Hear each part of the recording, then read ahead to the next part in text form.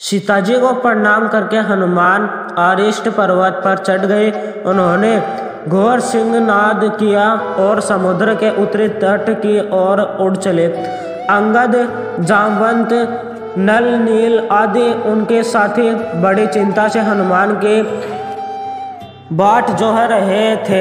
हनुमान का गर्जन सुनकर वे चौंक पड़े। उन्हें लगा कि मानो दक्षिण का आकाश ही फट गया। हनुमान हवा को चीरते हुए चले आ रहे थे। वानरों ने देखा कि महाध्वनि समीप आती जा रही है। वे ऊंचे ऊंचे वृक्षों और पर्वत शिखरों पर चढ़ गए। तभी उन्होंने देखा कि दक्षिण दिशा से एक त्रिक प्रकाश बढ़ता चला आ रहा है। कुतूहल से वे उसे देखने लगे। थोड़ी देर में साफ हो गया कि दिशाओं को प्रकाशित करते हुए और श्री राम तथा सुग्रीव की जय जयकार करते हुए वीर हनुमान लौट रहे थे। बंदर तालियां पीट पीट कर नाचने लगे। वे बार बार अपने पूंछ को चूमते थे।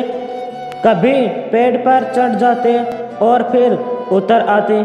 हनुमान के आते ही सबने उन्हें घेर लिया। अंगद और जामवंत ने उन्हें हृदय से लगा लिया। कुछ बंदरों ने पेड़ों से फूल तोड़कर उन पर बरसाए। फिर एक जगह बैठकर हनुमान ने लंका के सब समाचार सुनाए। अंगद ने कहा, चलो अब शीघ्रता करो, बाकी हाल रास्ते में सुनते चलेंगे। सुग्रीव को शीघ्र समाचार देना है। वे किष्किंधा की ओर चल पड़े। मार्ग में हनुमान ने बताया कि रावण ऐसा वैसा बली नहीं है। उसको पराजित करने के लिए बुद्धि और बल दोनों की आवश्यकता है। हम लोगों को प्राणों की बाजी लगानी होगी। चलते चलते वे सुग्रीव के मधुवन नामक बाग में पहुंचे। सुग्रीव का मामा दधिमुख उसकी रखवाली करता था।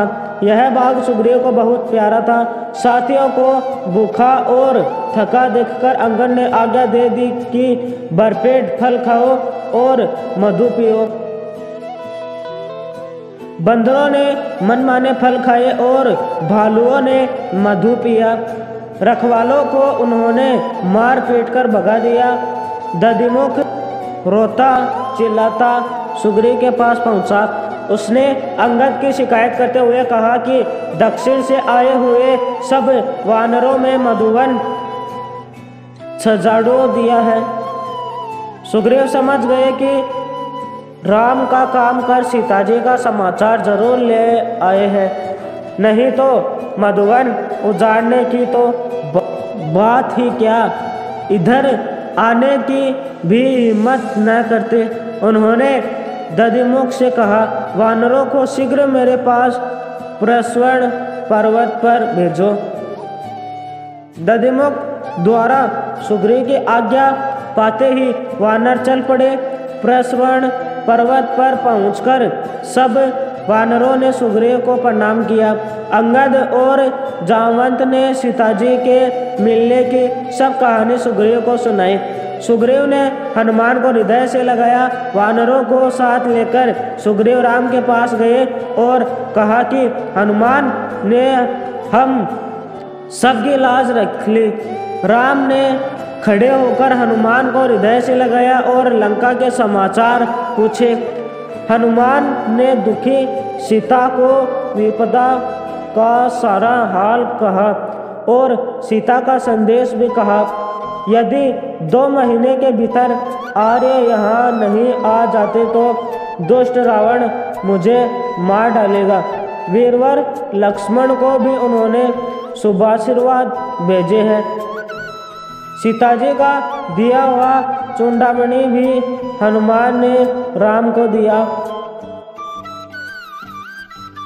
चूड़ामणि देखकर राम रो पड़े और सुग्रीव से बोले, यह चूड़ामणि जानकी को विवाह के अवसर पर अपने पिता से मिला था।